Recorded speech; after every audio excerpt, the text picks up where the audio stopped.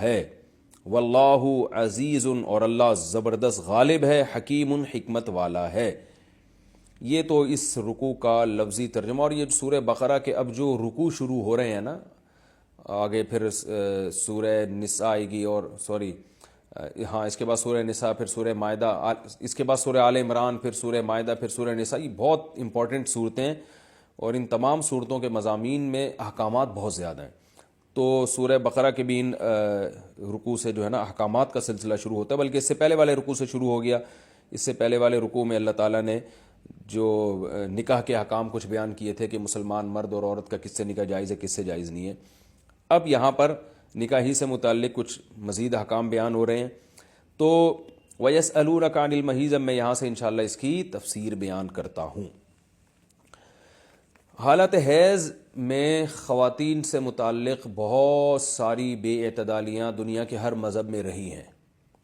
یہودی کیا کرتے تھے کہ حالت حیض میں عورت سے بالکل کنارہ کشی اختیار کر لیا کرتے تھے، اس کے قریب بھی نہ جانا، اور کھانا پینا بھی الگ اور جھوٹا بھی الگ۔ تو بعض مذاہب میں کوئی فرق ہی نہیں تھا کہ حالت حیض عورت پاکی کی ایام میں۔ تو جب اسلام دنیا میں آیا تو صحابہ کرام کو یقیناً یہ خیال پیدا ہوا کہ بھئی اب اسلام کے اس بارے میں کیا احکام ہیں کہ جب خواتین مینسز کی حالت میں ہوتی ہیں شادی شدہ، تو کیا ہم ان سے ہم بستری کر سکتے ہیں یا نہیں کر سکتے، کیا اس کے احکامات ہیں۔ تو اللہ نے صحابہ کے سوال کو اور پھر اپنے جواب کو قرآن مجید کا جز بنا کے نازل کر دیا۔ وَيَسْأَلُونَكَ، اور یہ لوگ آپ سے سوال کرتے ہیں، عن المحیض، حیض کے بارے میں۔ تو حیض کے بارے میں سوال نہیں تھا، اصل میں سوال یہ تھا کہ حالت حیض میں زوجہ سے ہم بستری جائز ہے یا نہیں ہے۔ تو قرآن نے اس کی طرف اشارہ کر دیا۔ قل، اے نبی آپ ان سے کہہ دیجئے، ہوا اذن، اذن اصل میں تکلیف کو بھی کہتے ہیں، گندگی کو بھی کہتے ہیں۔ تو یہاں گندگی مراد ہے کہ وہ گندگی ہے۔ فَاعْتَزِلُوا النِّسَاءَ، لہذا عورتوں سے دور رہو، فی المحیض، حالت حیض میں۔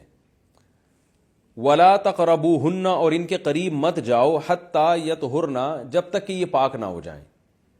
تو اس میں قرآن مجید نے جو لفظی ترجمہ ہے وہ قرآن کی آیتوں کا یہی ہے کہ ان سے کنارہ کشی اختیار کر لو، لیکن احادیث سے ہمیں پتہ چلتا ہے کہ یہاں کنارہ کشی اختیار کرنا یہ کنایہ ہے ہم بستری کرنے سے، یعنی ان سے ہم بستری کرنا تمہارے لیے جائز نہیں ہے۔ کنارہ کشی سے وہ جو یہودی کر لیا کرتے تھے وہ مراد نہیں ہے یہاں پہ، اور اس کی تفصیل احادیث میں۔